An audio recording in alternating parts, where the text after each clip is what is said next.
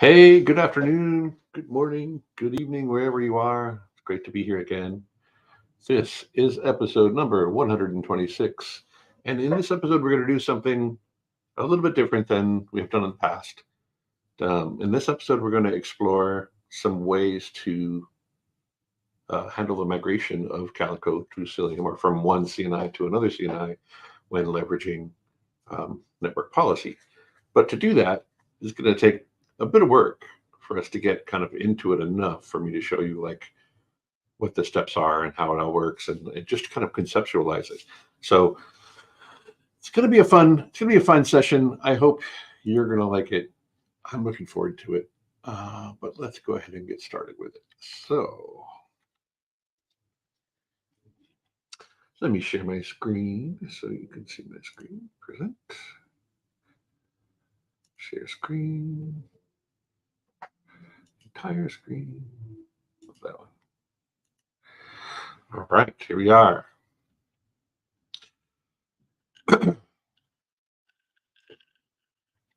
As usual, if you are out there and you would like to let me know that you're out there, let me know in the chat and I'll be able to raise your voice, get your question asked, and all of that stuff.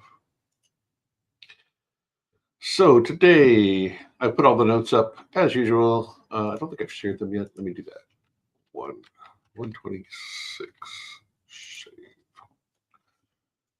So this is now available. If you go to that link in the bottom right-hand corner of the screen where it says show notes, you'll be able to find the notes for episode 126. The notes for this, it may not seem like they're very extensive, but there's a ton of information in here about how I basically built what I have built and how it's all working. We're going to kind of go through that a bit as we go, but yeah, there's lots here that we're going to kind of explore. First thing we do, of course, every time is 1 second.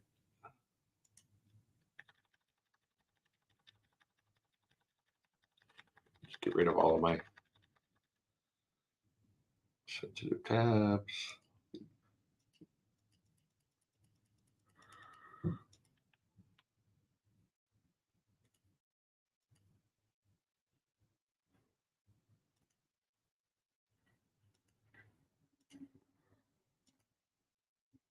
All right.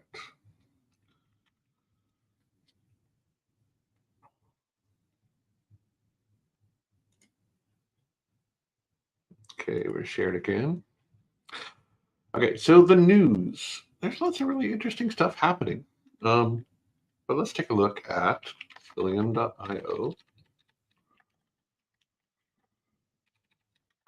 newsletter. This is usually where I start off these sessions. And if you want to subscribe to the newsletter, that is available to you. Most recent one is episode number 49. Lots of good stuff in here. It just came out on the 13th of February, 2024. I like this piece here, how to migrate from metal LB to Cilium.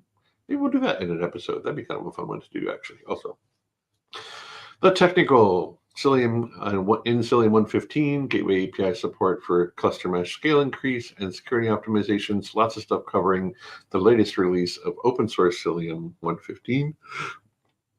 Some interesting stuff from FOSDEM talking about eBPF tail calls and your first eBPF application. FOSDEM just happened like a couple of weeks ago, maybe I don't know, about a week ago in Ghent.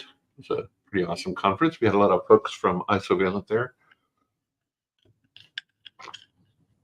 I taught a article, actually it's a multiple part article on eBPF for Linux admins. Pretty good stuff. Adventures in eBPF. Playing a bit with things. I think this is probably, yeah, Scott Caring. That's a pretty good article. Got lots of really good things in it. Create AKS clusters with Cilium and iSurveillance, leveraging Terraform.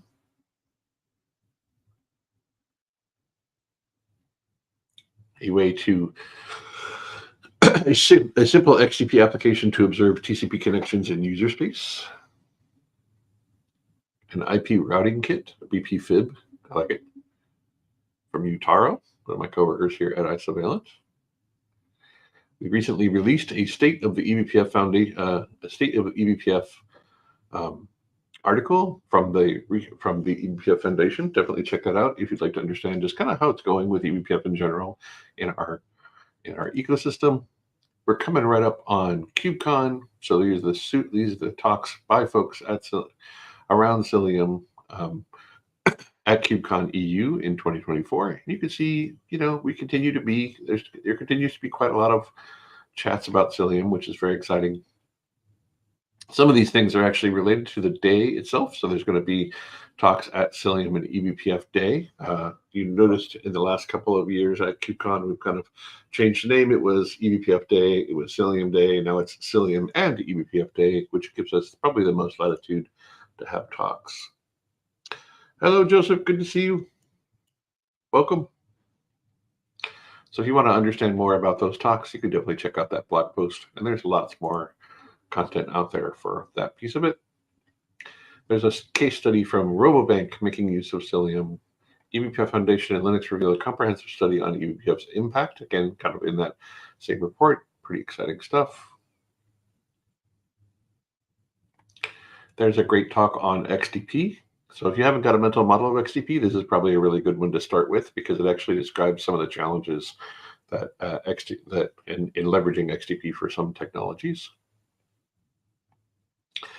Looks like DigitalOcean Kubernetes is now including Cilium Hubble, which is pretty awesome. So now you can actually understand more what's happening on the network layer when you have Cilium installed in your DigitalOcean Kubernetes environments, which I think is the default. There's lots of work happening from the Red Hat perspective.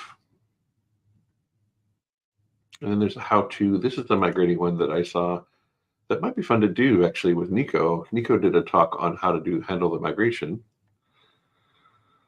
And I really like this graph, but basically like the cartoon kind of goes on, right? So let's load this thing up. What it highlights is that there are a lot of different capabilities that people rely on inside of Kubernetes. And there's a ton of this stuff that we can just handle with one tool with Cilium. So like these first 4 layers of Bedrock here can be replaced directly. And that's pretty awesome.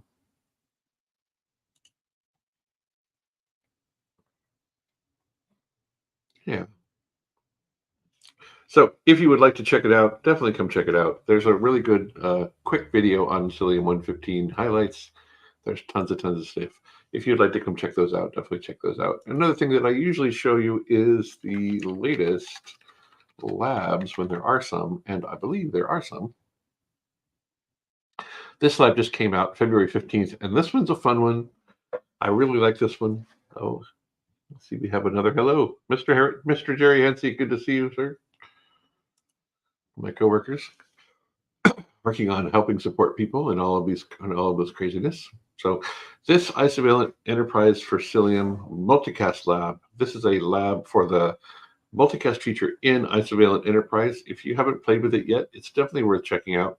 It's definitely a very early feature for us, but the idea of this is basically to be able to support multicast inside of the overlay network that you're using when you deploy Cilium inside of a Kubernetes cluster. So if you had workloads that were trying to actually make use of multicast, this is one of the ways that it can be done. It's pretty exciting. There's a lot more ahead of us on the multicast journey, but at least there's a reasonable starting place. And this lab kind of takes you down like what we're thinking about and how we're doing it.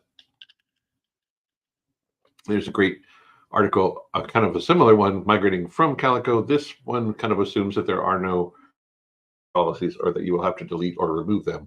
In this episode, I'm going to try and kind of explore it a little bit differently than I have in the past.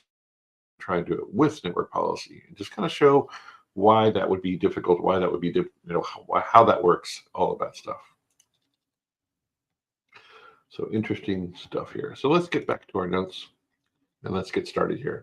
So this is actually hosted. I decided to kind of check my cloud privilege here and do this with Cluster API with the Docker provider. So everything that we're going to explore today is actually hosted right here on my laptop in Docker containers.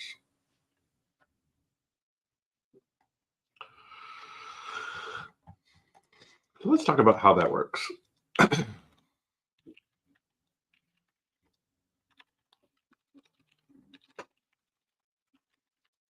So here I have this cluster API control plane. It's only a single node. It's been running for about a day, I guess. And I used this single node to install all of the components of cluster API. And the way I did that was actually in this script that I've uploaded into the notes. So if you would like to explore this as well, you can explore this as well. I've got a local image cache started for the 3 different repositories that are out there that are commonly in use: a Docker cache repository, a cache, a Quake cache, and a GHCR cache. And I'm actually plugging these things into the container config inside of my kind cluster, so that as I pull images into this environment, it's very quick to just use the cached image rather than actually creating a new cached image. In my networking configuration for this kind cluster, I've disabled kubeproxy. I disabled the default CNI, and I set the service slider subnet to 1096.00.16. That's just the configuration for the CAPI cluster itself. And then because I'm actually going to be creating other kind clusters as part of the cluster API Docker implementation, I need to make sure I mount in the Docker socket so that when the cluster API Docker operator starts up, it's able to actually interact with that Docker socket and create the other clusters that we're going to create. I know this seems like a lot. It's a lot. It is actually kind of a lot, but we're going to kind of just explore it as we go. And I'll show you kind of how this is working and how I created this environment. Now for the cluster API cluster, I need L2 service announcements because I'm going to create clusters that have I'm going to create a guest cluster that I can scale and kind of do interesting things with. But for me to actually access that cluster, I need to be able to access it on some other IP range. And so what I'm doing is I'm doing a Cilium install, and I'm enabling a feature called L2 announcements. And this will basically make it so that when I define a Cilium L2 or load balancer IP pool, I'll be able to actually just dole out IP addresses to the services exposed in this cluster that will be routable from my laptop. Now, how that works, a little bit more detail there. I'm just enabling this feature in Cilium. I'm enabling the Cilium Hubble, and then I'm going to go ahead and do a cluster kettle init for infrastructure Docker. If you haven't done this part before, the way that you go about that is actually you would want to go to there we go. Go to cluster API .sigs.kh.work, and then underneath here in the quick start, there's a whole document on how to actually get started with all of this stuff, right? And if you follow the part that says Docker, that's basically what I've done here. So if you want more detail, more ways to kind of explore this stuff, you just click on that Docker button. That's where I'm actually doing the things that we're doing here. So there's that command, cluster API, cluster kettle init, infrastructure Docker. That's what I'm doing to do this.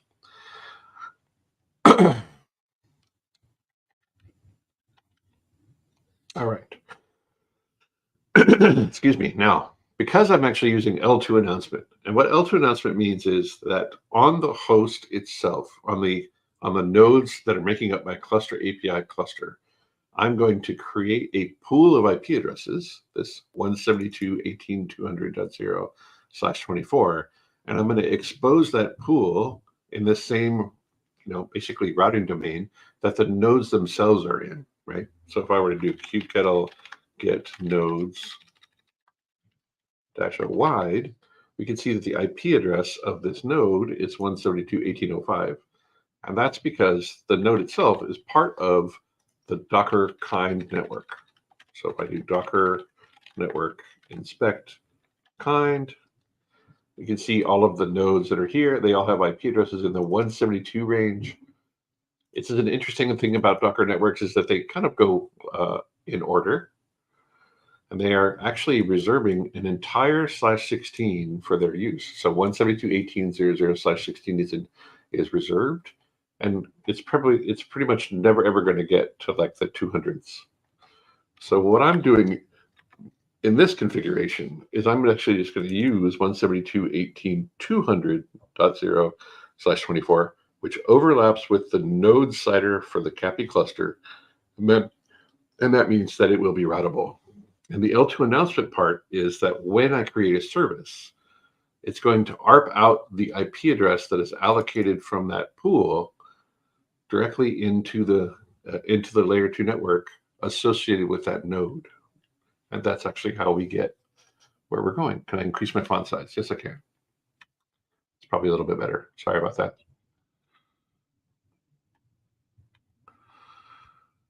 All right. So, okay. So that's kind of a high level of how the cluster API piece is working. And it's neat because just like we described in that kind of fun cartoon, we're replacing kubeproxy. We're replacing the need to have load balancers. We're replacing all of the mechanisms to plumb a load balancer. We're replacing all of those things with Cilium just with this one command right here. Pretty wild when you think about it, right? Like that's pretty impressive stuff. Now, a little bit about Cluster API. So Cluster API is what I'm going to be using for this. And the way that Cluster API works is it basically kind of takes some of the same ideas of the Kubernetes ideas, like deployments and replica sets and all of those and load balancers and all of those things. And it kind of exposes them as objects that could be related to the machine infrastructure necessary to spin up a Kubernetes cluster.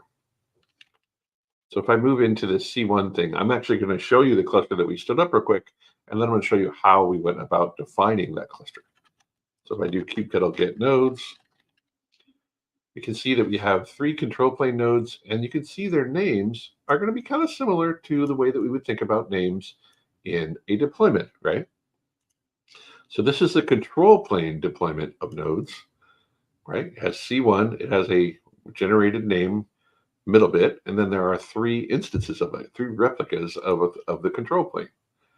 And then down below, I have 2 different pools of nodes. I have a pool of Calico nodes, and I have a pool of Cilium nodes. And again, you can kind of see that this follows the same pattern as kind of generally a deployment model, right? Where we have a generated name, and then we have a unique instance at the back, and that is basically describing the replicas of each of these machine deployments. I have a machine deployment called Calico, and I have a machine deployment called Cilium. Let's take a look at how that was created.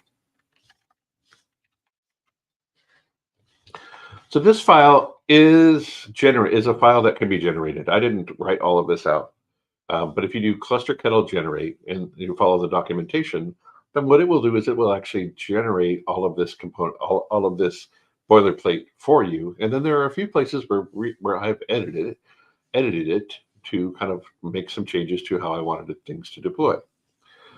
In the latest cluster API, one of the things that they enable is the new pod security stuff. And I didn't really want that running in my cluster because I feel like I have enough challenges without having to bring on the security component as well. So what I did was in this file that was created, I went ahead and changed the file, the part of the file that describes the, here we go. So here's the cluster template. Here's the Docker machine templates. I'm kind of scrolling through because I'm looking for specific things. Here we go. So here in this cluster xk8 IO v1 beta 1 under kind cluster, here's where things get interesting for us. A lot of the above is all just boilerplate stuff. It's all generated by the boilerplate stuff. I've actually created a cluster network. I've created the CIDR blocks that will be used for the pod CIDR. And in my case, I'm just going to create 10.0.0.0/8. We'll talk a little bit more about why that is later. And then for services, I'm going to use the 192.168.0.0/16 network. And these are going to be the pod CIDR and the service CIDR for the guest cluster that I'm going to instantiate with Cluster API. Here under control plane, you can see that I've set replicas 3, and that's why I have 3 control plane nodes in that cluster that I showed you just a moment ago. And here underneath pod security standard, you can see that I have set enabled to false. And that's because for my purposes for this lab, I'm going to not deploy that, but in the future we might deploy it and kind of see how all of that works. The last interesting piece here is that I am spinning up 2 machine deployments that make use of the same class. Basically, the class is how we define these machines. We know they're going to be Docker machines. We know that they have particular parameters. That's all defined up above in the boilerplate. I'm going to give one of those deployments a name of Calico. I'm going to have 3 replicas in it. I'm going to give the other deployment a name of Cilium, and I'm going to start with 0 replicas and scale that up.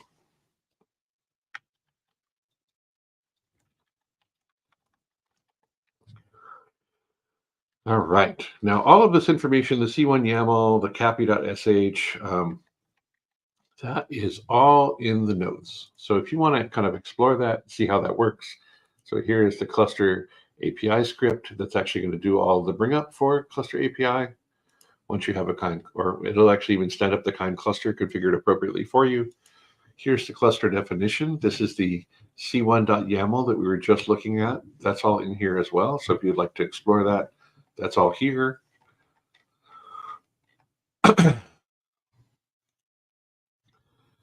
I have defined for my for Calico, I've defined, well, let's go ahead and move into that here in a second. We will come back to that. Now,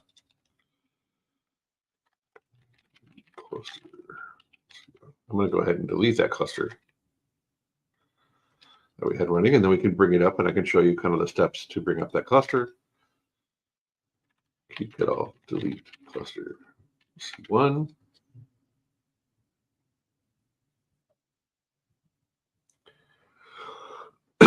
And then we'll kind of explore some of the other things needed to make this work.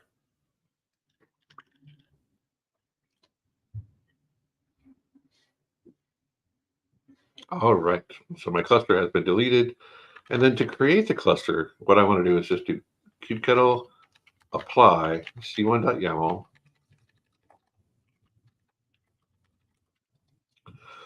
And that will create all of these components that all tie together to basically define the C1 cluster. And then I want to get the kube config for that cluster. So I'm going to do kubectl get kube config, the name of the cluster C1, and then I'm going to put that into another directory. I'm going to move into that directory, and inside of this directory, I'm using drm and basically setting it so that when I move into this directory, it will automatically do this for me, which is going to set the kube config that I'm using to point to that one that I just downloaded. We can see that the control plane is coming up.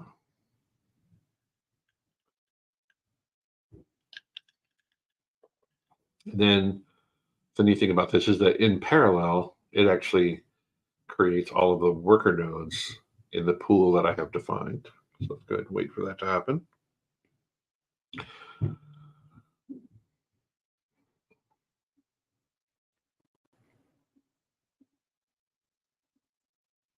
There we go. So now it's starting to define the nodes.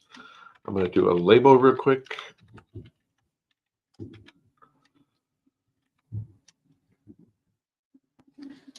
And what this is going to do is it's going to label those 3 worker nodes and those 2 control plane nodes Calico. And then I'm going to scale up the worker nodes for the Cilium deployment. Edit cluster C1.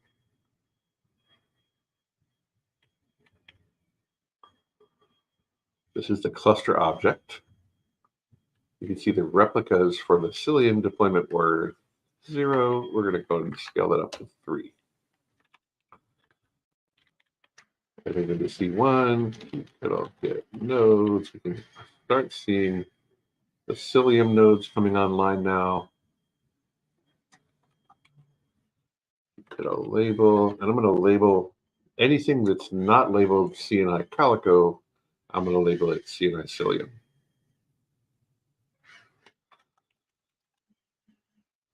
So now I have some nodes that are labeled CNI Calico, and I have some nodes that are labeled CNI Cilium, and they do not overlap, right? So this HJ is not up here, this QP and X2 are not down here, etc. So what I'm going to do here is I'm going to create like a split world where some of these nodes have Calico, some of these nodes have Cilium. We're going to try to get all of them to work, and then we're going to kind of play a little bit with how all of that functions. What is the support for Cilium on like PPC64LE? That's a great question for the Cilium GitHub. If you have a challenge there, then I believe it's supported. But if it isn't, then definitely go check out the Cilium GitHub, and you can open an issue there and ask for details around that. Now, one of the things I ran into in preparing this environment is that I ran into the Docker Hub image registry limit, which means that by default you can only get so many pulls from Docker for like a set of with in an unauthenticated way.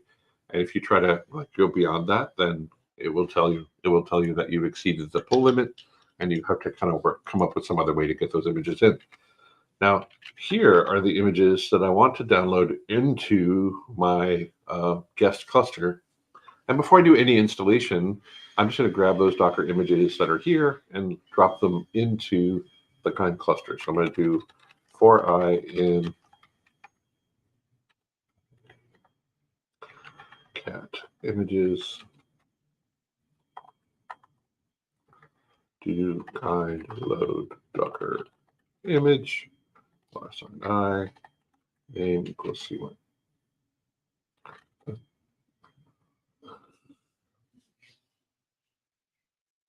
And what this is going to do is it's actually kind of a neat trick. What it's going to do is it's actually going to do kind of a Docker export, Docker import into, well, Docker export containerd import into all of the nodes inside of the C1 cluster. So all of those images that I've identified will now just be pre-cached into those nodes so that when I do the install, everything will just work. Because the Docker cache, and the Quick cache, and the GHCR cache that I created, they don't apply to any guest clusters that I create in cluster API. And I've been kind of looking at how that could be done, but I haven't gotten far enough to actually make that happen. But it might be kind of a fun one to write in. So we're waiting for all of those images to load here.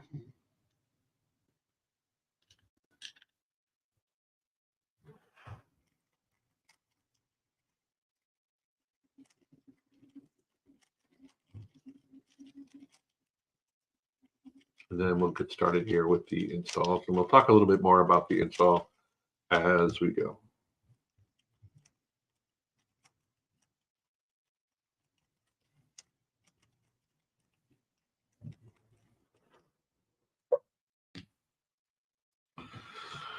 All right.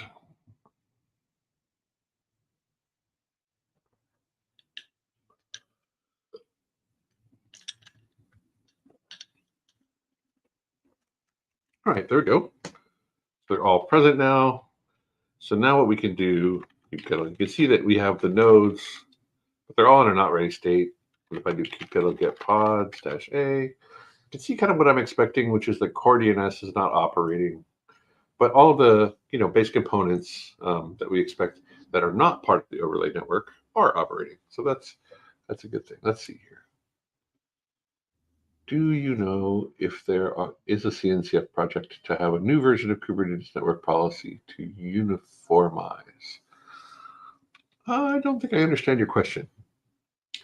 Do I know if there's a CNCF project to have a new version of Kubernetes network policy to uniformize? I will tell you that I guess it depends on what the question is about. I'm actually curious to hear a little bit more about the question, Joseph. So if you're saying, is there a way that we can apply network policy consistently across multiple clusters, then there is definitely tooling out there to do that kind of stuff. If you're saying something else, I'm not sure what the answer might be, but regardless, in the way that you phrase the question, it's a Kubernetes specific question. So I would assume that that any change to the way network policy is working would be defined within the Kubernetes. I see. Would be defined within the Kubernetes subproject rather than inside of the CNCF. CNCF is more projects that are cloud native than just Kubernetes or just the Kubernetes environment. So if I were going to go look for answers to this particular type of question, I would probably start with like a SIG network inside of Kubernetes, inside of the Kubernetes SIG network, and then kind of dig in from that perspective. All right. So we got everything working here. Now we're going to go ahead and do our install. And I want to talk a little bit about like how that's happening. So I'm going to start with Calico. When you go through the docs on Calico to do the install, Calico install. What is happening here? That's weird. Calico. I don't know what this is, but I would like for it to go away. Oh, okay. So to do the install in Calico, they've got some quick starts. We're going to do for the Kubernetes install. Of course, we're going to do self-managed on-premise.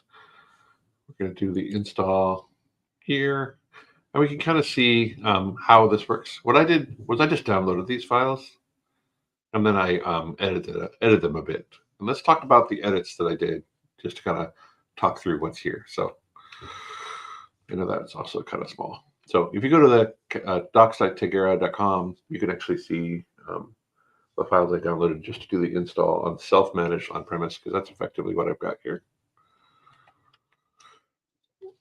And then the customizations that I've done against the way this is deployed is right here. So this is the installation for Tegera for Calico. I'm defining 10.100.0.0/16 for the CIDR that it will use for the IP pools. I'm defining a node selector associated with that.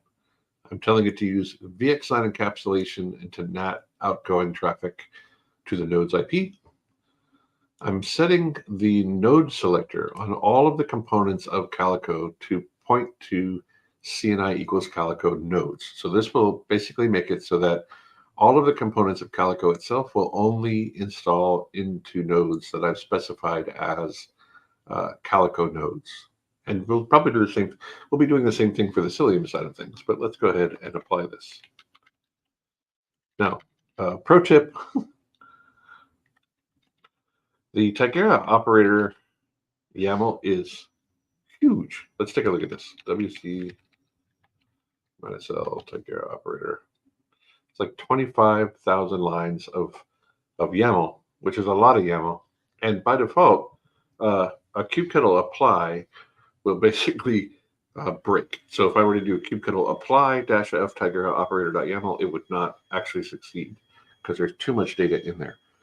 But if I do kubectl create, it doesn't actually, it limits the amount of metadata that I collect at apply time because it's a create and it will actually apply. So let's do kubectl create -f Tegera operator. It's very important. If you do apply, it won't work. And it will define a whole bunch of custom resources. It will define a service account. It will define a cluster role and role binding, and it will define the Tegera operator. We'll add a namespace. And the namespace Tegera operator has been created, I guess. Okay. So the next thing we're going to do is we're going to handle the install. So we'll do kubectl apply -f custom resources. And this should install Calico into my environment.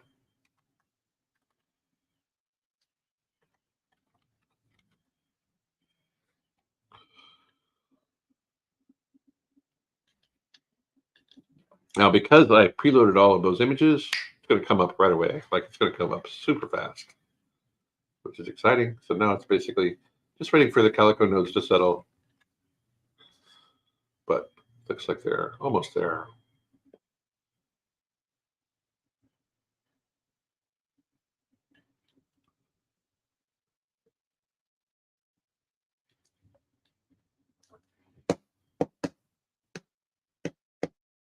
All right, there we go. So now we have Calico installed. It's running. Let's go ahead and apply a few other things that we're going to apply here. And I'm going to put those in the notes, but I haven't finished putting them in the notes yet, but here's what they are. So we'll move into Goldpinger. Actually, first I want to show you that it is actually only applying to Calico. So if I do kubectl get nodes again, what would you expect that we would see? Knowing what you know about the way that I have configured these things, so that node selectors, all of the components of Calico will only land on Calico nodes. What would you expect that we would see?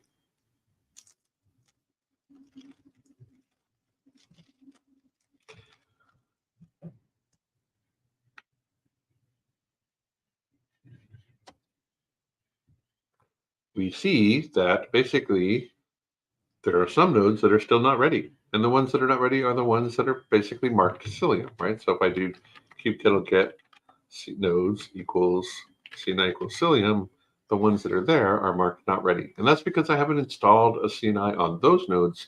I've only installed a CNI on the nodes that are marked for Calico. And that's what that all of that node selector business was about. All right. So here's Goldpinger. Now, Goldpinger is a tool that I've used a lot on this show. It's pretty neat. It's a pretty neat tool. And basically what I've done in this particular case is I've gone ahead and defined kind of the services and the infrastructure. But I want to talk a little bit about like some of the changes that I've done to GP Calico deploy. Specifically, I've actually added a node selector to these things so that the nodes that are picked by this deployment and also by the statement set will only pick Calico nodes. And I've done the same thing for the Cilium deploy. Right? In this case, it's only going to pick Cilium. And what these are going to do is they're basically going to create pods that are part of a Goldpinger daemon set or a deployment. And they're going to have a name, either Calico or Cilium, that should make it easy for us to understand like one side or the other and whether they can actually connect to each other and all that good stuff. So let's go ahead and get this stuff deployed.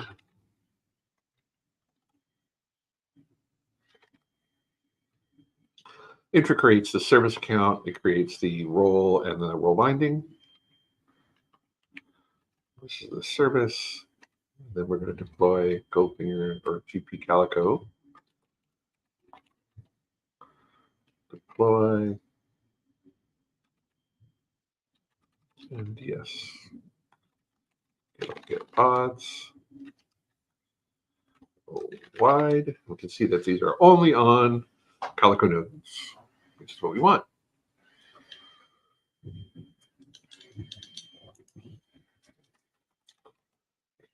Port forward. So kubectl describe service.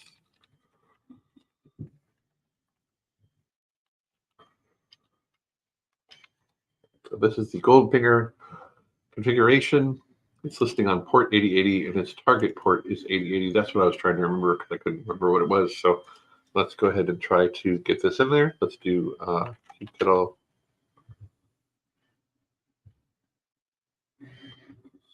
port forward gold service Goldpinger 8080 8080. I'm not using port 8080 locally at the moment, so that should work. Let's go over here. We'll do localhost 8080.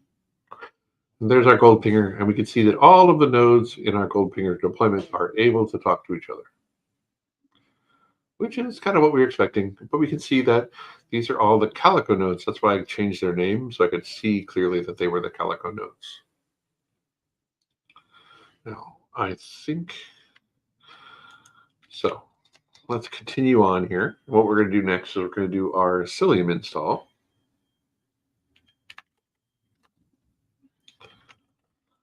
Then we're going to see if we can get this thing started. So install. What I'm doing here is I'm going to install Cilium inside the Cilium namespace. I'm going to have it create the namespace, and I've got a set of values that I've defined. Let's take a look at those values. So in my case, the values are mostly generated. I'm doing a thing here where I'm disablling a feature of Cilium that's called the unmanaged pod watcher. And what this will do is on a cycle, it will actually watch for any pods that are not managed by Cilium and restart them. which is not what we want, because we do actually legit have pods that are managed by Calico. We don't want to restart those. So we're going to turn that feature off. We're going to set the node selector for operator to CNI Cilium. We're spinning up using tunnel protocol VXLAN. We're enabling Hubble relay. We're going to set the node selector for Hubble relay to be CNI Cilium. We're setting Cilium's node selector to be CNI Cilium. Same thing for node init. And then we're going to configure IPAM. We're going to use cluster pool for this. We're going to actually configure to use 10200 instead of 10100, just to make it easy for us to visually see the difference between those pods.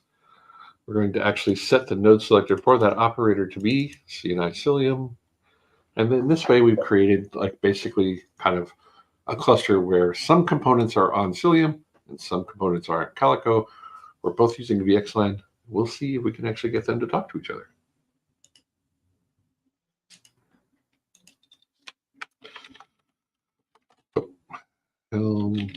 Install.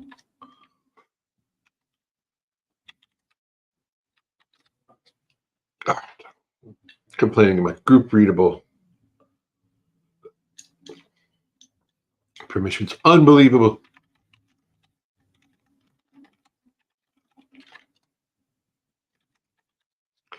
Let's just watch this. Probably should have cached the Cilium images too. That probably would have been smart.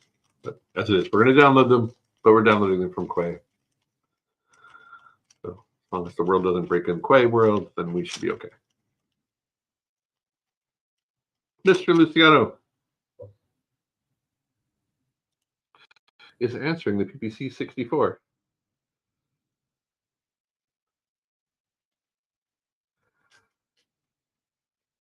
I'd be curious about that because I know that, well, yeah, maybe. Not going to dig into it. It's a trap.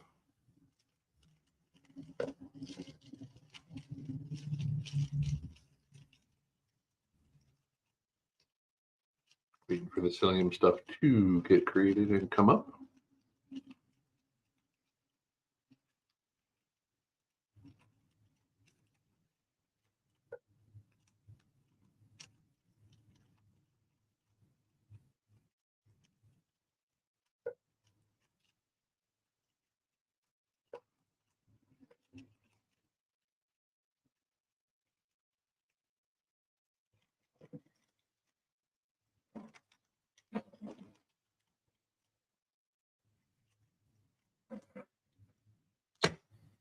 All right, let's take a look.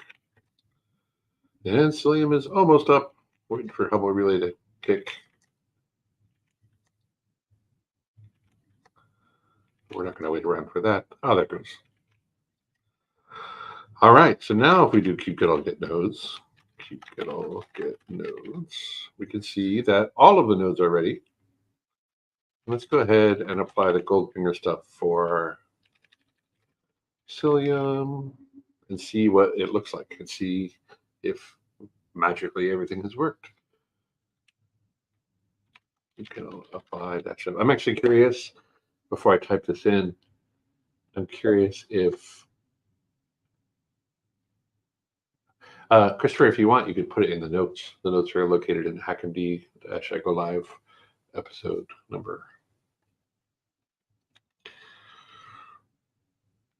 Okay, so kubectl apply -f Goldfinger GP Cilium deploy and GP Cilium yes.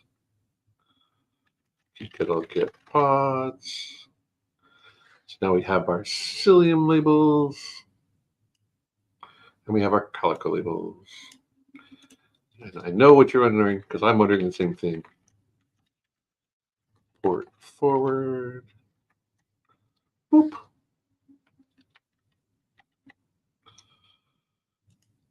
So it says, oh, look at that.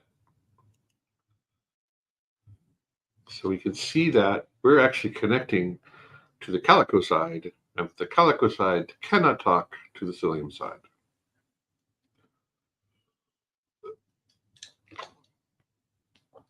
Boom, boom, boom, but it knows about it, right? So it can see that there are endpoints out there called Cilium, but it can't actually talk to them. Let's take a look a little bit more into some of the detail here, and then we're going to kind of play around and see if we can get this to work, just out of curiosity. But this highlights some of the challenges that we have, right? So in this scenario, if we're going to try and bring up Calico and Cilium, even without network policy, right? We're going to bring them both up and we're going to try and handle migration. One of the things in migration scenarios that a lot of people bring up is that we need connectivity to work regardless of where we are in that migration. So in this scenario, that is actually not going to be true, right? Because although we're using VXLAN on the Calico side and we're using VXLAN on the Cilium side, they don't know about each other, right? So if I were to actually point this at the, if I pointed this at a Cilium node, which is what I'm trying to do by refreshing, but I guess it's just kind of always coming back to the same Calico one. Let's do this. Let's pop this open. And what I'm going to do is pop back over to 3 here. I'm going to break that. And I'll port forward pod.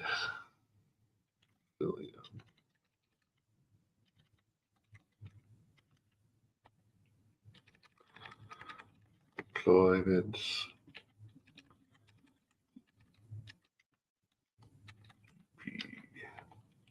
Cilium.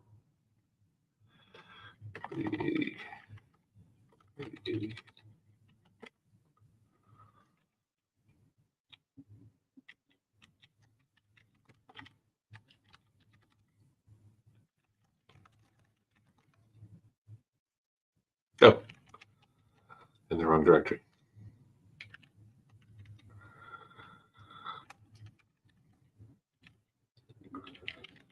Okay.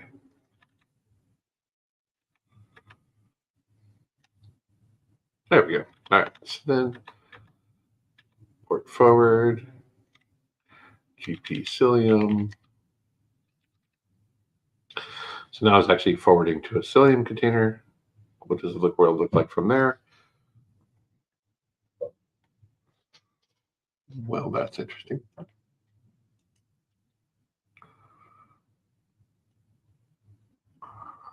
The Calico ones can talk, the Cilium ones cannot talk.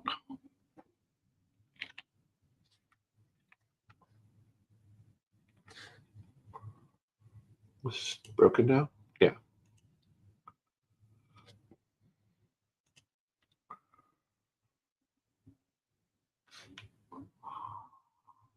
Interesting.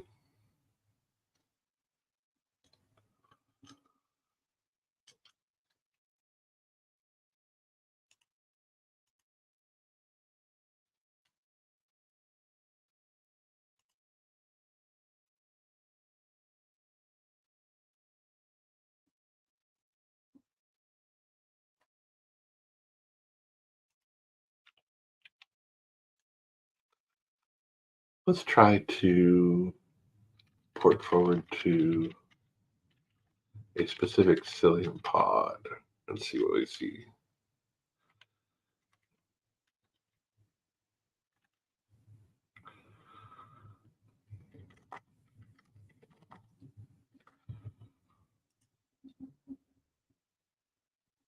Ah, that's what I was expecting to see. So on a Cilium pod, if I look at the configuration, we can see all the Cilium ones are able to talk to each other. And when we look back at the Calico side, we can see all the Calico ones are able to talk to each other. But we can see also that the Calico ones are not able to talk to the Cilium ones, just from a connectivity level perspective. Hello, Jafar. Good to see you. So let's see if we can figure out why this is, and let's see if we can figure it out and see if we can correct it. So at this point, I suspect what's happening is that the reason they don't work is because the nodes themselves don't know about each other, right? So if I were to do kubectl exec, let me scroll this in here a little bit. ti-n Cilium. Let's jump into one of the nodes. 5t bash Cilium status. 4 of 4 reachable. How many nodes do we have? We have more than 4 nodes. So that means that the reason this is not working, part of the reason it's not working, is that we don't know about the other nodes. We don't know how to route to them. We don't know anything. So if I do IP route, I can see that I have routes for the 10200 networks, but I do not have routes for the 10100 network. If I do docker exec, and we'll jump into C1 Calico, one of them, bash, IP route. We have routes for the 10100 networks, but we have no routes for the 10200 networks.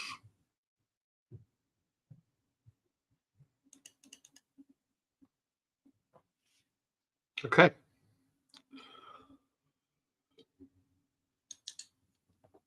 So what do you think our next step should be? Yeah, Gopinger is pretty neat. Yeah, Gopinger is like basically just a way of like evaluating whether connectivity is working. It's a good one for when you're handling things like migration and stuff. So one of the things that we could do from here is we could play with the routing tables, and we could see if we could actually handle the routing correctly for each node. So let's just try that, because we're crazy people. We are going to give that a try.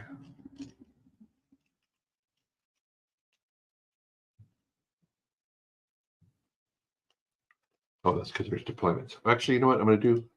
To simplify my world, I'm going to do this. Actually, kubectl scale deployment.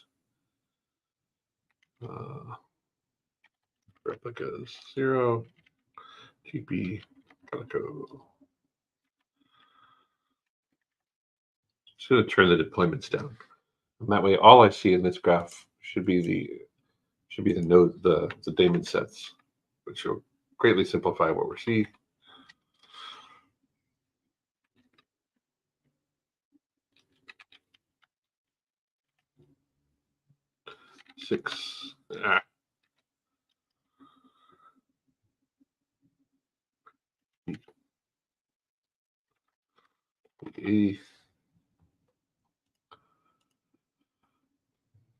So now basically we're only looking at one pod per node.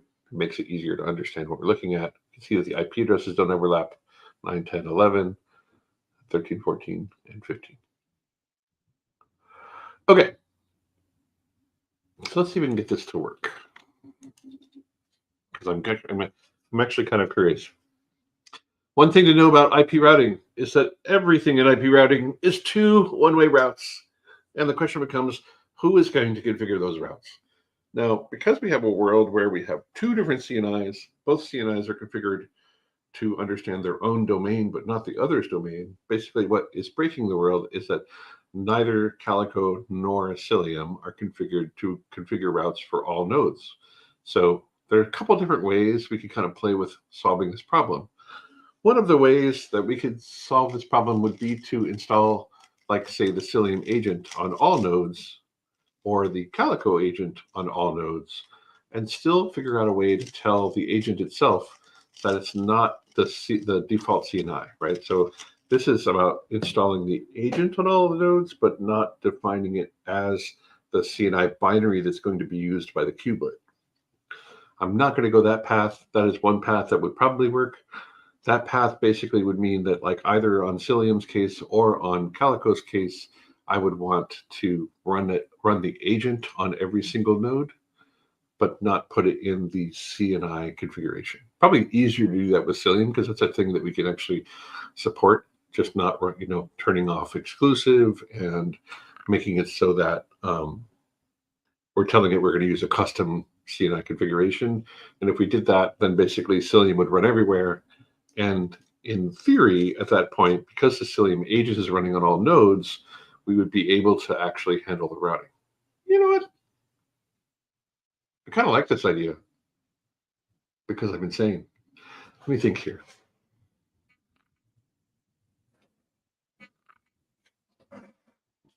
So this would actually work because with Cilium, we have node-specific configuration. Whoa.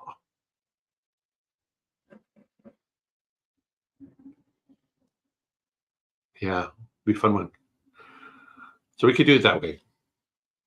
That would be simpler because then we'd programmatically be building the routing table. All of the nodes would be known inside of the Cilium domain. And as long as one domain or the other understands how to handle the routing between all of the nodes, then we have routing between all the nodes. Pull time. Should I do that?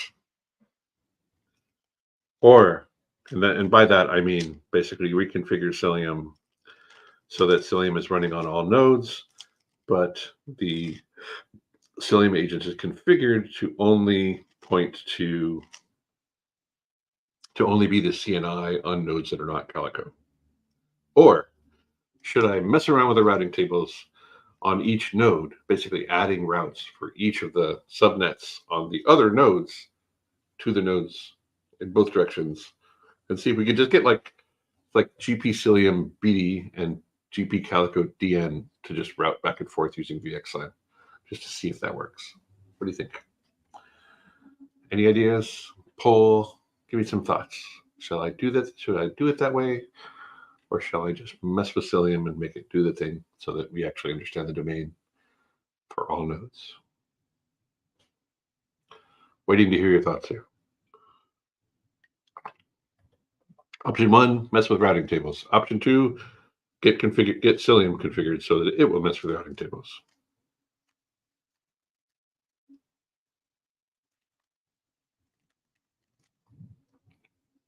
Cilium agent everywhere. All right, let's do it.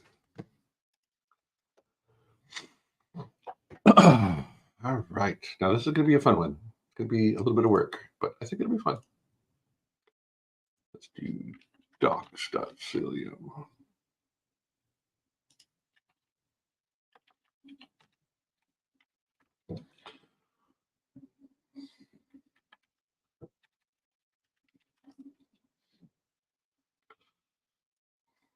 Node per node configuration. So this is the per node configuration feature, and it is a beta feature.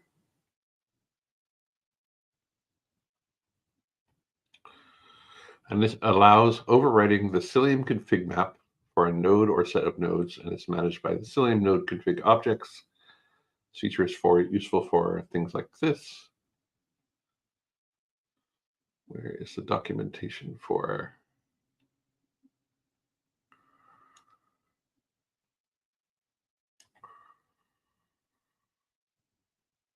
Okay. All right. So that tells us how to create it. There's a node selector, which we like.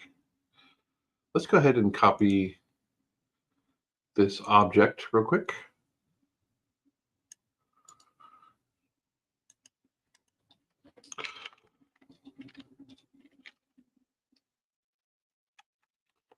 Cilium node config.yaml. And let's talk about what we want to actually do. So I want to CNI install. And I want to CNI.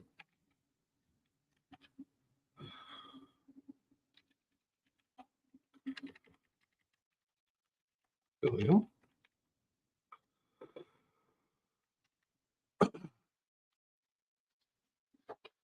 So this will be the config for Cilium.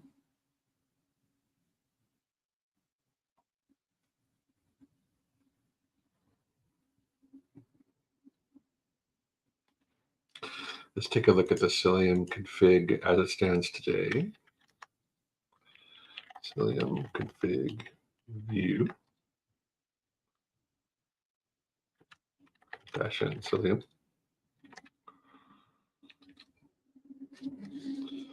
So this is our current configuration of it.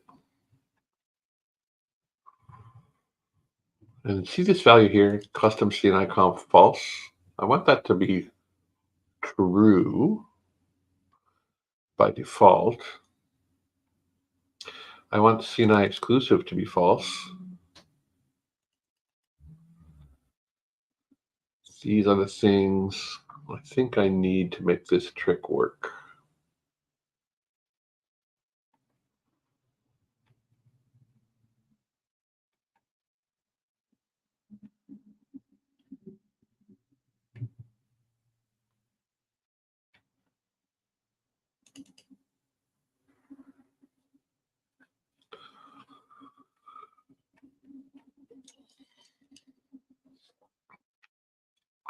Custom CNI true and CNI exclusive false. Cilium no config. Calico CNI exclusive.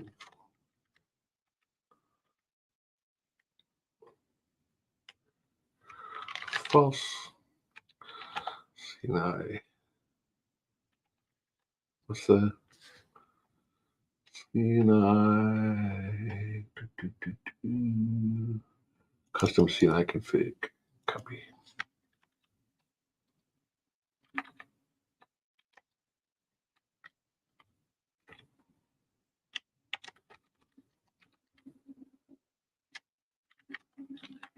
True. So in theory, what this would allow, wrong namespace. What this would allow is that any node that matches the CNI Calico label, we would set CNI exclusive to false. We would set custom CNI config to true. And what that should do is it should not change the CNI configuration of the node. So Calico would remain in control of that, but the agent should still run. We could apply this and it wouldn't do anything at the moment because there's no node selector match for that particular configuration, but okay. Kernel apply -f Cilium node config.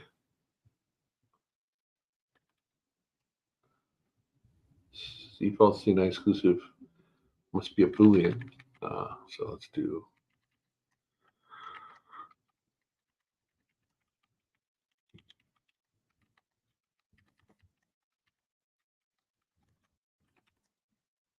there we go. So no change has happened. And the reason no change has happened is because we haven't actually, like the Cilium node config isn't applying to any agent at the moment, right? So let's go ahead and open that up a little bit. So let's do kubectl edit daemon set -n Cilium. This is the daemon set that is managing it. And here in the node selector,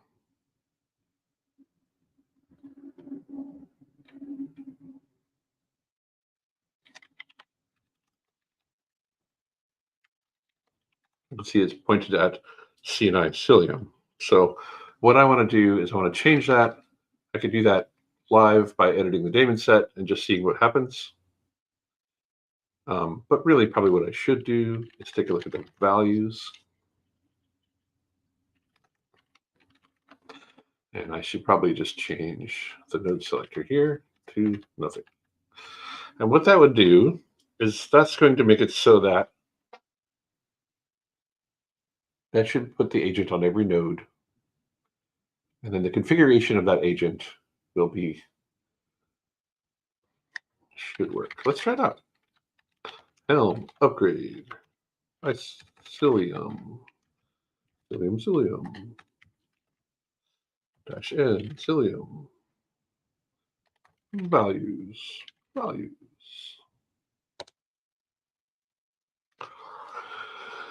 Maybe we break the world. Maybe we make it work. Let's see how it happens. Full send Cilium, Christopher says.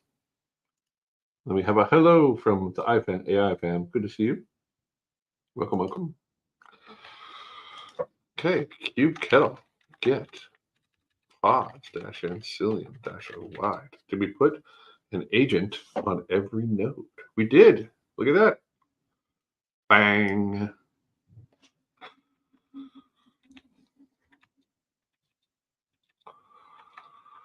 Did we break the world or did we fix the world?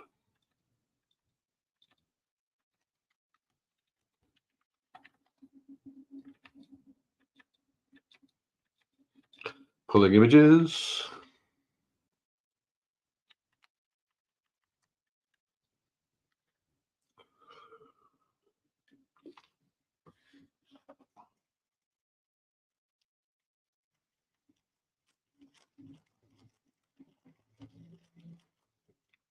Now what I want is I want the Calico agent running, but I do not want Calico's, I don't want to mess with Calico's CNI configuration. So let's see if we can get there. Ah, there we go. Pull's finally done.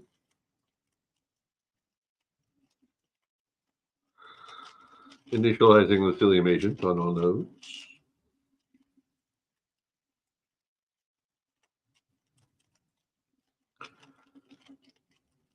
Cilium agent is getting to a running state.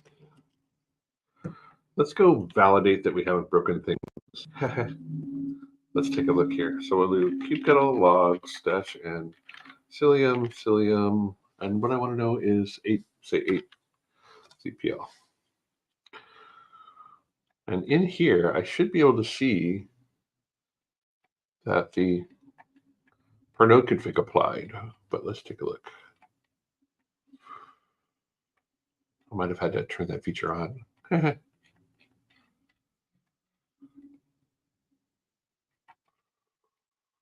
So we should be able to see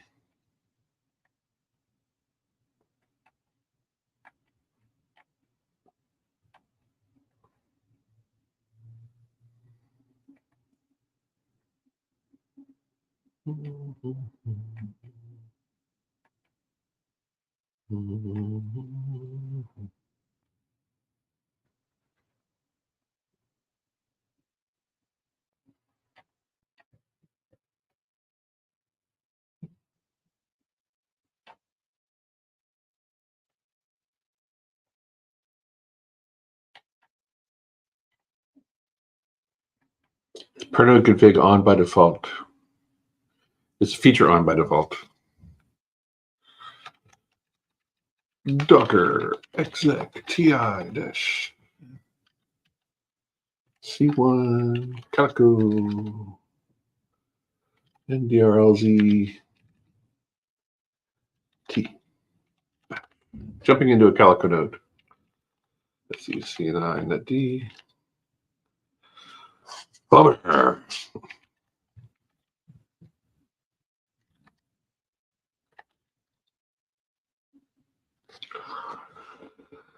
Well,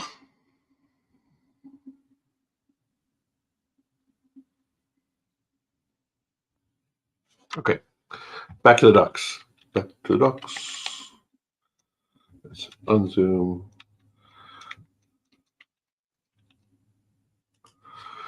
Where do I have to turn this feature on?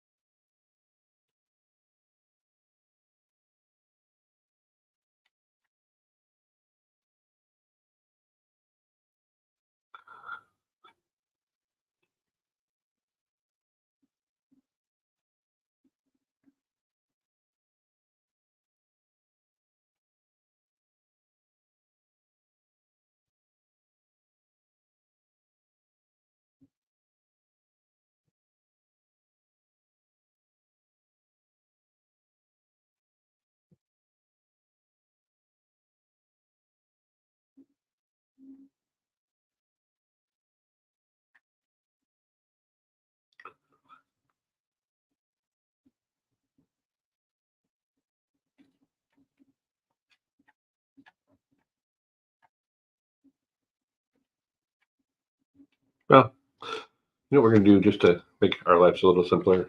We're just going to remove it. So it's still Calico. We will jump into the next one. So what we just did was TK. We'll do GM bash rn etc and I.d Cilium.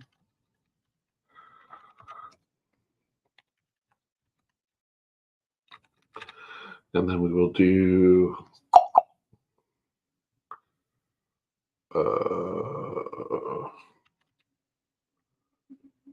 eCH.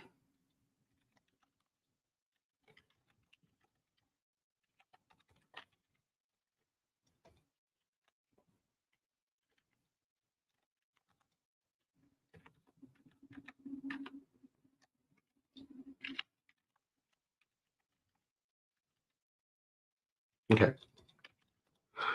So what I've just done is I've just basically removed that Cilium config because for some reason it didn't apply. The changes that I made didn't quite work. I'm not sure if I have to enable the feature, but it should have worked, but it didn't.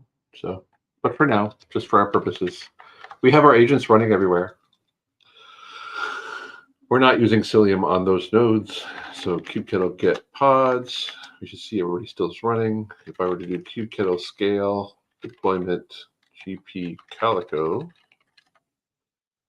your replicas 5.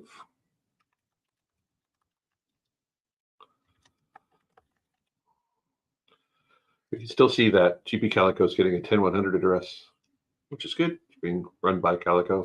And you can actually tell that too if you do kubekittle describe pod GP Calico C5 4. You can see that it in the top here, they actually annotate this with the Calico stuff. So you know that this is actually being managed by Calico, which is what we want. So let's go back and do our test again and see what happens. kubekittle exec ti-n Cilium Cilium bash Cilium status. Hey, look at that. 9 of 9 reachable.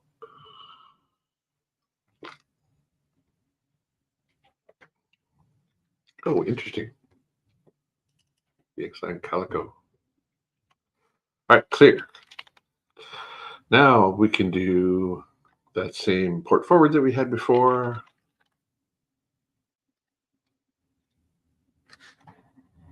And we can go and see if the world is still just as jacked as it was.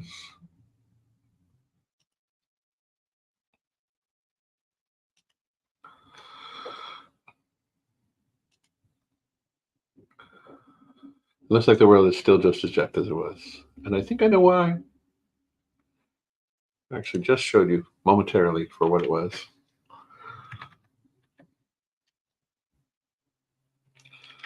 Cilium status. See that right there? That's not great.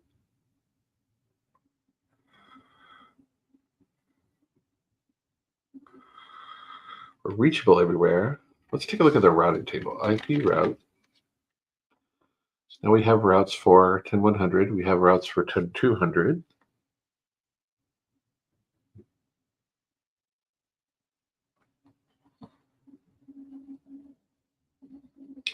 We have Cilium host and we have VXLAN Calico running. So in theory, from this pod, we should be able to reach everything we're trying to reach.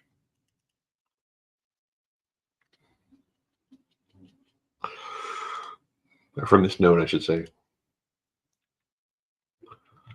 This is just, this is a way to explore the idea of migration and like how it all works. So right now we're just trying to get like base connectivity working across all the things. And at the moment, it's not quite working the way we expect. So this is our node. This is our control plane node. And the control plane node actually has routes for everything, which is great. Let's try and do kubekittle get pods -oy. Actually, what I'm going to do is I'm going to scale that deployment back down. Scale them.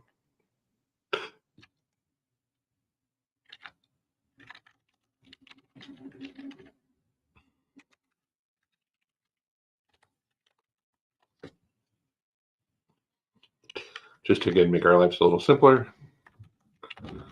Get pods, dash O wide. And then from here, I'm going to try and just ping some stuff. 10, 100, 177, 132. Oh, apt install. Ping. Apt update.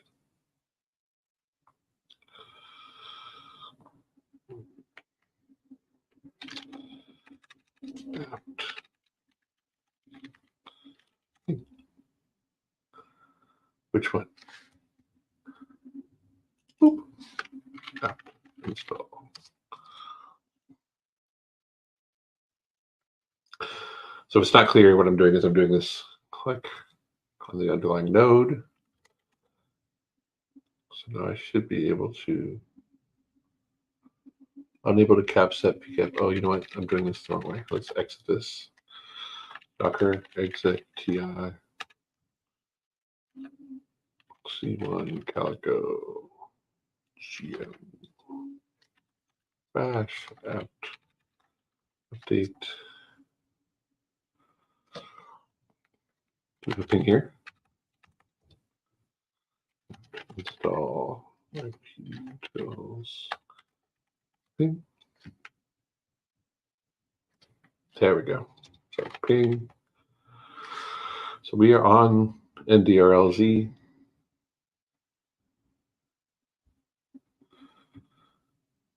C1 Calico SW75 NDRLZ. We are on GM.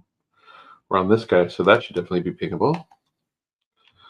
And it is, and we should definitely be able to ping that one. And you can. And in theory, because we have routes to the 10-200 set,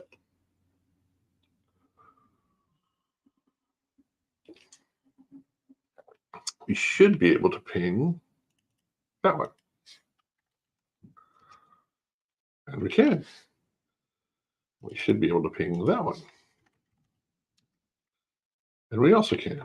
And we should be able to ping 200.038, which still works. All right. So from the node, from a Calico node, we can ping pods on the Cilium nodes. From Cilium nodes, we can ping pods on Calico nodes. Very cool. So we have, well, we haven't validated the Cilium side. Let's try that. Actually, that might be the two one-way routes problem. Yeah, that's probably it. Aha! All right. Let's try that. In theory, it should still work because as long as one domain knows both paths, we should be good. Bash. IP route. There's our problem, friends. The domains don't know. The domain knows both routes for itself, but not for everyone.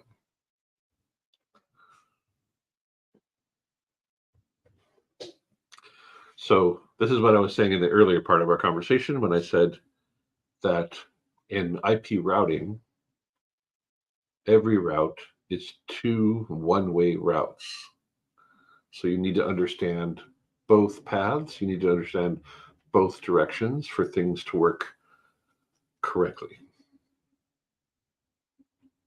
And at the moment, what we have is a bifurcated route, right? We have all of the Cilium domain knows how to get to the Calico domain, but the Calico domain doesn't know how to get back to the Cilium domain.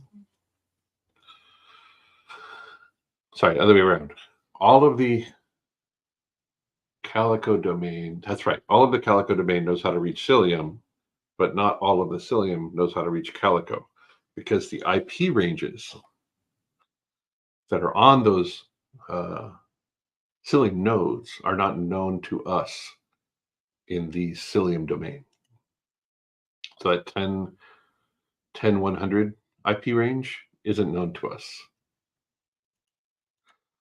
So let's, just to test that out, let's try to fix that up.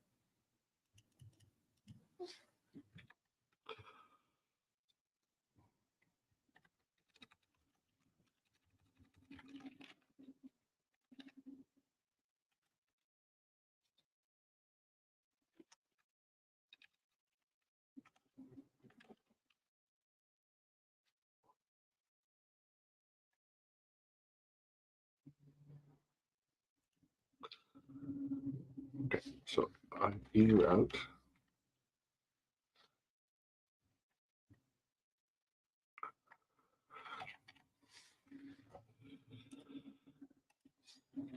It'll get blocks.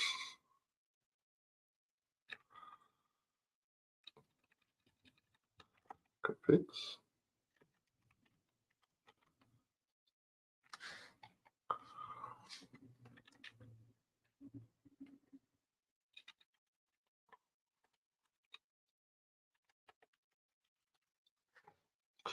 What I want to know is what the CIDR is allocated to each of these -L CNI equals Calico. I want to know the CIDR allocated to this node. It's not that one.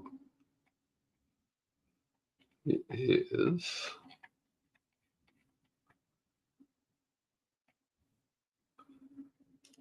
10.123.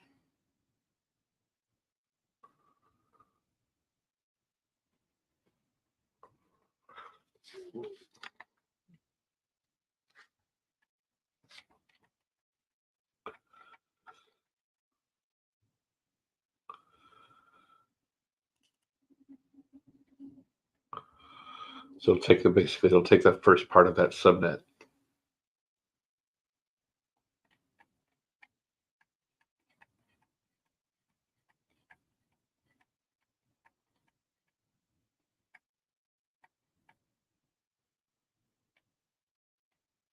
$257. Oh, I guess it won't. It'll just take one of them. So what I'm trying to figure out is, like, if I were going to add the routes myself, where would I get the IP addresses to route accordingly? 200, 133. So I have like 3 networks. I did kubekettle. Actually, if I did docker exec, T1, Calico, GM, IP, adder.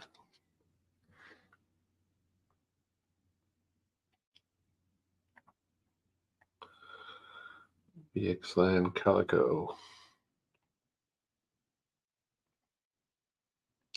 Interesting, it's creating this IP tunnel, but it's not using it because it's using it on VXLAN instead.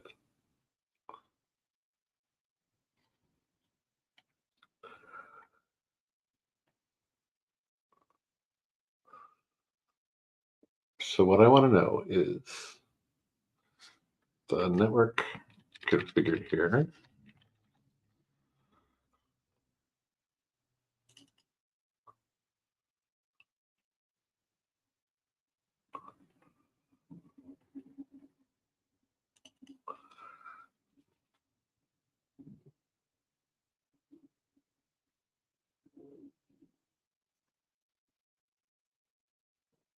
All right, there we go. Okay, so this is the subnet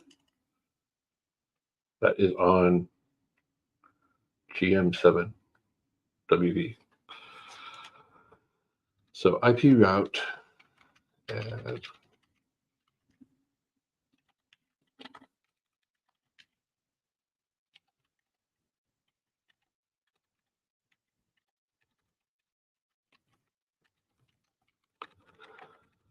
via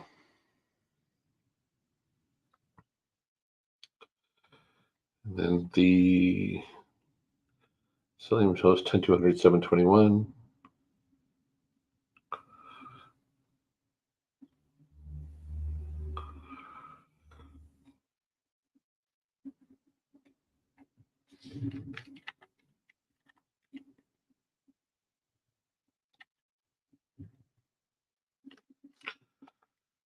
Six dev Cilium host kernel search 396 U 1450 IP route. Now we know that 10.100.164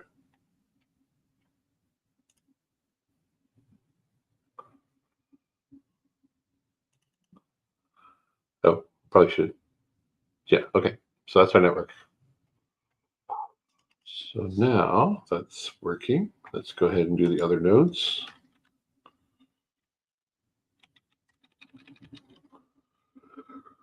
TK.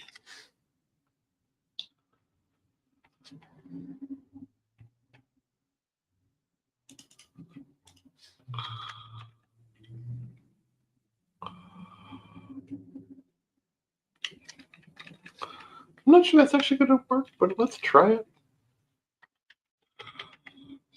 28.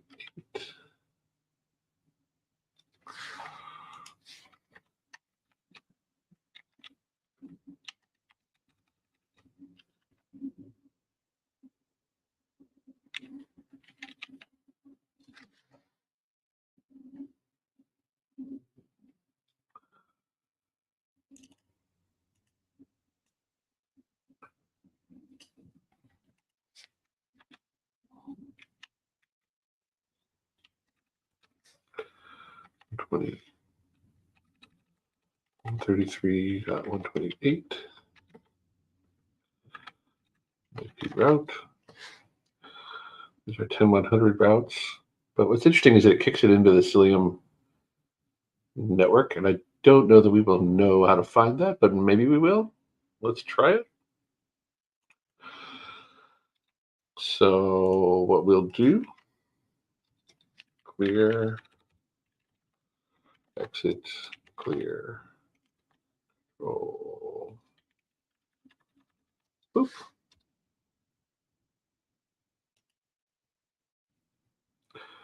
Are we insane? What kind of insane? The problem is still, it's a unidirectional route, but the IP routes that we created just put it into the Cilium domain, and the Cilium domain doesn't know how to reach it. So, because there's no route at the top that actually handles that. So what we have to do is actually change the routes we made.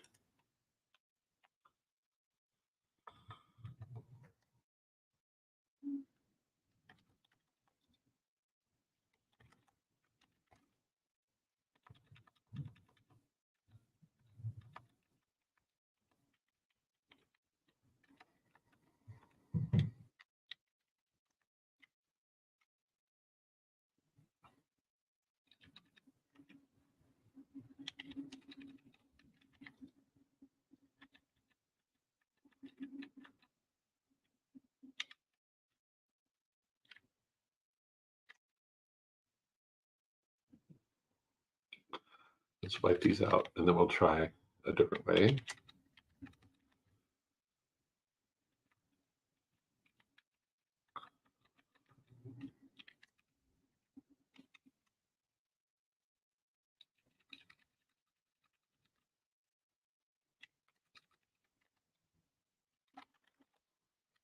One hundred routes are gone. What I want to do is I want to use VXLAN for this, but I need to make sure that the next step, the next hop, is known as a host. This might be a little farther for me to go, but really what I wanted to point out here is the challenges around making all of this work, even just in a hybrid mode, right?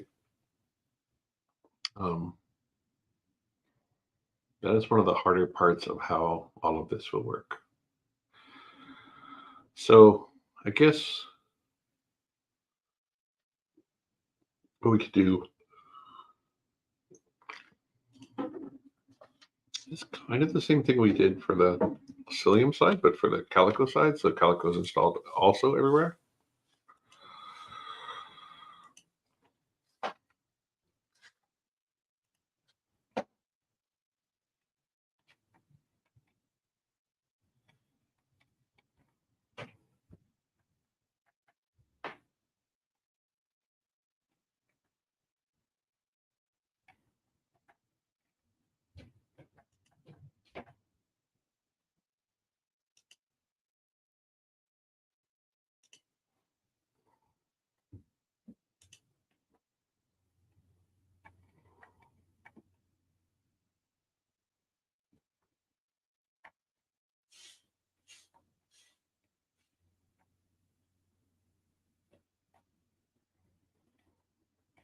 wonder if we could tell Calico not to lay down ACNI. So let's see. It'll probably be under the Calico daemon set component. Let's see, so I know driver daemon set.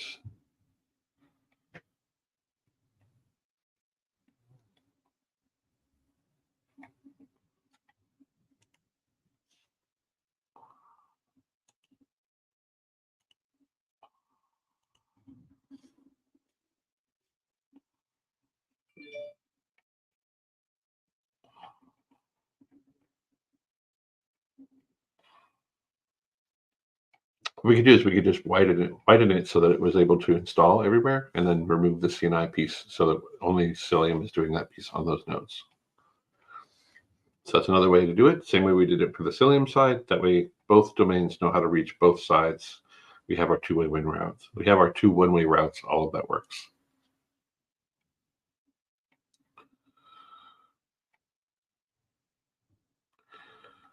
CNI spec. Yeah, I don't think they would allow for customization per node. Yeah. Okay. Let's try that because that's a reasonable attempt. So we'll do kubectl edit daemon set -n Calico node.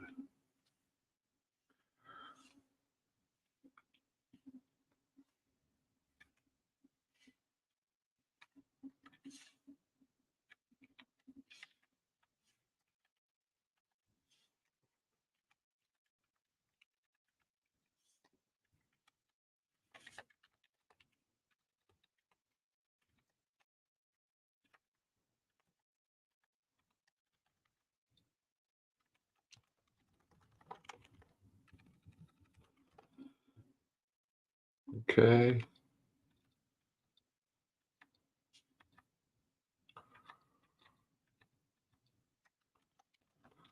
Edit daemon set -n Calico node selector.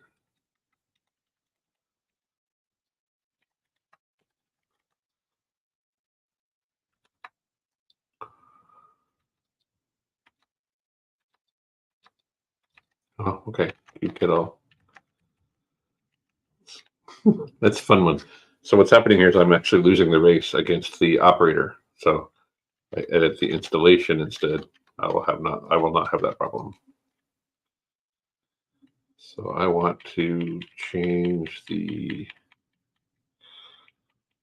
node daemon set to not have that.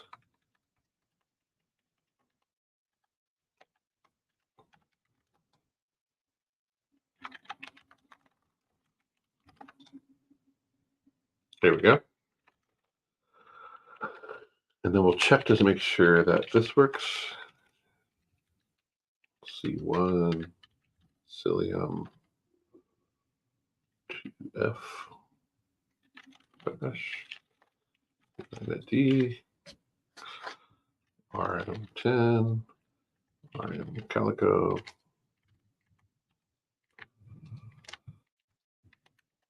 Most things don't resolve that until a restart. So like it actually kind of works out to do it that way. D bash RMSEC9 D Calico.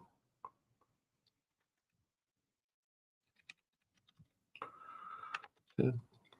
Actually, this wouldn't matter because it's actually conf list. You can see this is being set to back. So Cilium is maintaining control, which is fine for us.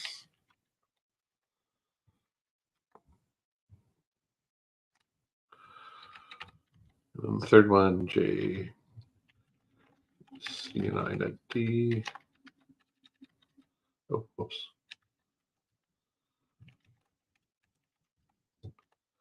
You can see again 05 set to back. So that's actually going to work fine. So that's working okay. But if I go back into there and I do IP route, I now, oh, well, that's not actually working yet. Get pause dashing Calico.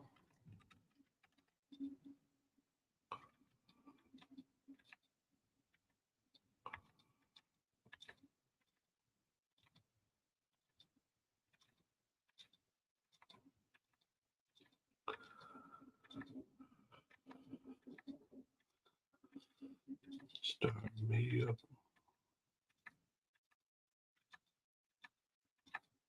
Come on, settle. Settle, settle, settle.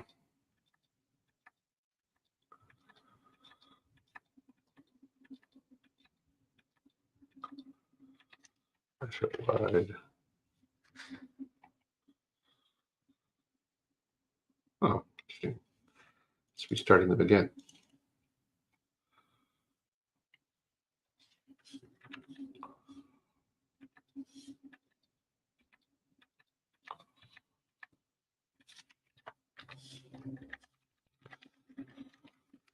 Yep, Cilium. They are running here, so in theory, Docker exec ti bash IP route. It's not installing it though. So this is actually not working the other way around. Boom, boom, boom. So this is actually failing to propagate the Calico side on the Cilium nodes.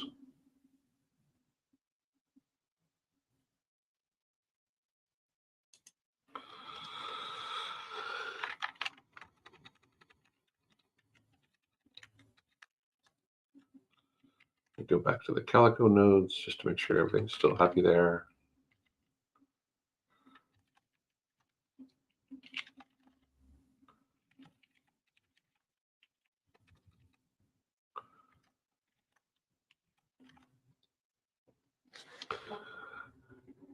Whoa. Yeah. But you can see that it's got a bunch of plumbing from the Calico side. We're not seeing that plumbing show up on the Cilium nodes, even though we've enabled it by extending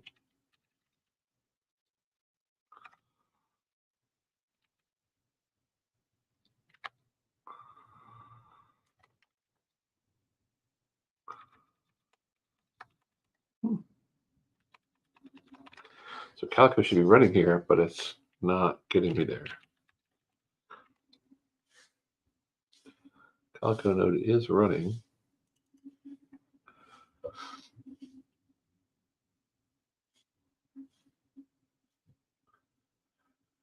So this stream is buffering.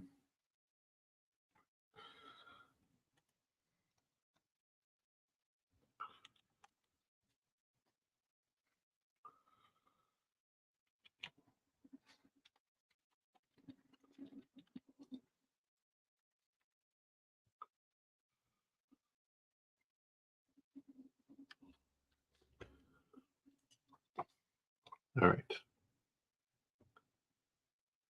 I don't know. All right, so let's see here.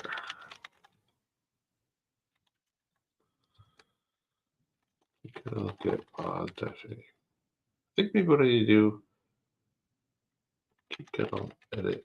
Oh, I know what it is. Installations. I have to get rid of the CSI one as well.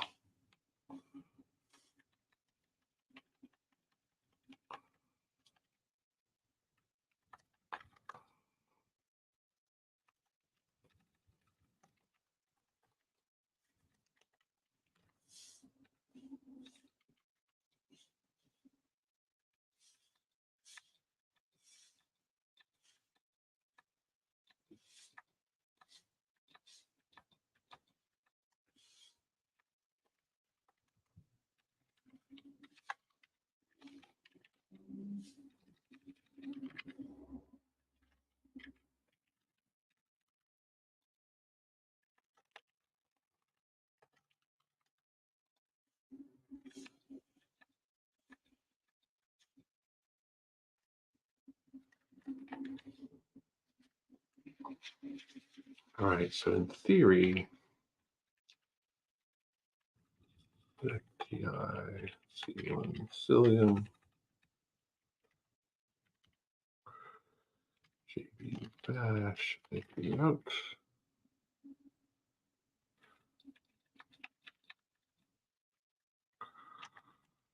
While true, sleep.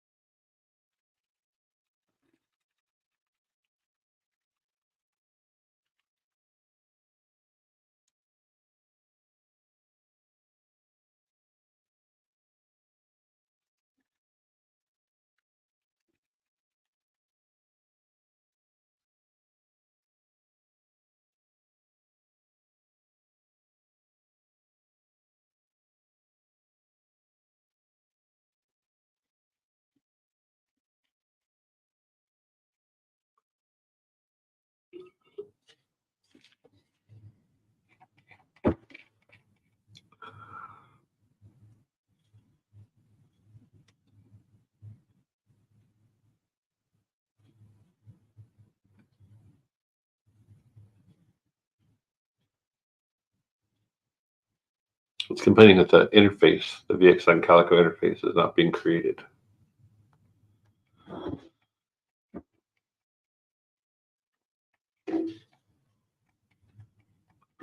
I don't see where it's trying to create it, though.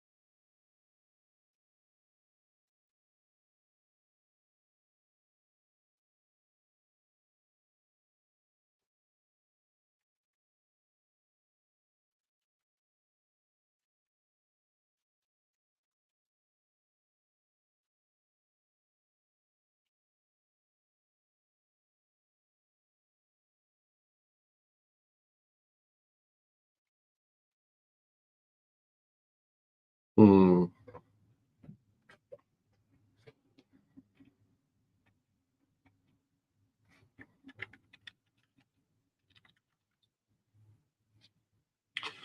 Failed to get link attributes.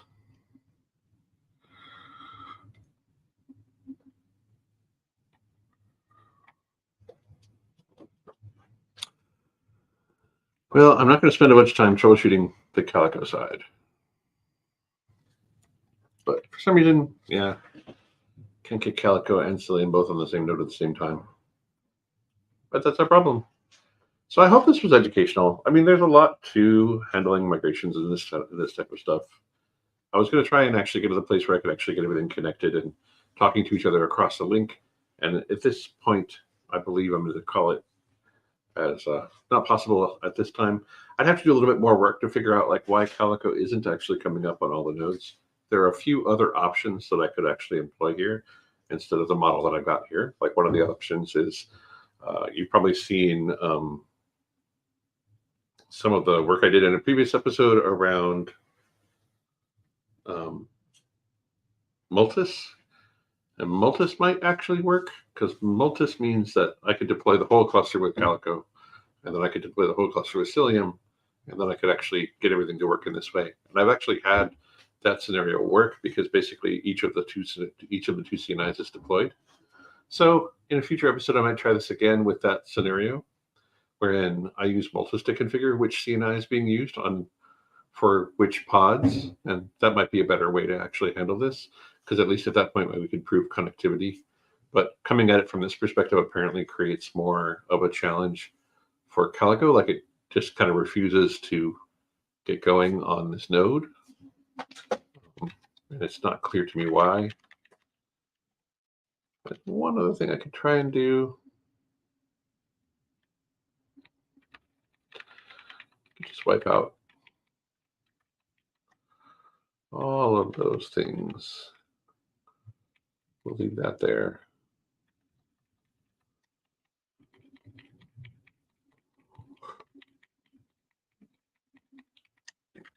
We could try doing that, but I don't think it's going to change anything.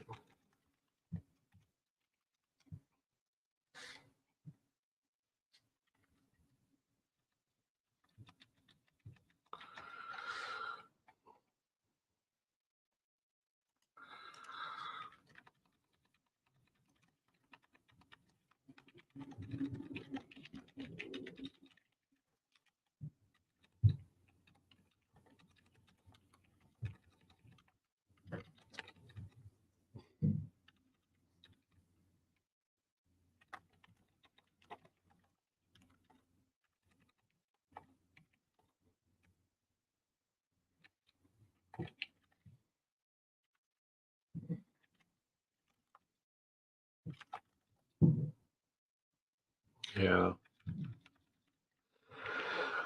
Yeah, kind of steadfastly refusing to put the Calico infrastructure on a Cilium node. So we'd have to actually come at it from a different perspective and make it so that all of the nodes for Calico and then turn some of them into Cilium. But we can do that in a future episode. So I will say thank you for tuning in. I hope this was educational. There's a lot to handling a migration of a CNI. And, you know, it's really useful to have the right people kind of helping you navigate that. And it's also really useful to have mechanisms like this where you can actually go through and validate particular theories about how this mechanism would work, right? So if you're going to handle a thing like a migration, how do you set up a lab environment? How do you set up an environment where you can actually start working through and testing the mechanisms by which all of that would work, right? And how, and this is just one of the ways that that can be done. But there's a lot to it. And I hope that, I hope this was educational. I'm going to sign off for now and say thank you so much for tuning in. Tune in 2 weeks, and I'm going to be joined by some great folks, some good friends, Mr. Scott Lowe and Userman Cat, who's going to come and talk to us about how to handle the installation of Cilium leveraging Pulumi. Very similar to the one that we just recently did on Terraform, but leveraging Pulumi this time. So looking forward to that. See you all in 2 weeks. I hope you have a wonderful couple of weeks, and I'm going to let you go for now. Thanks for joining me. See you next time.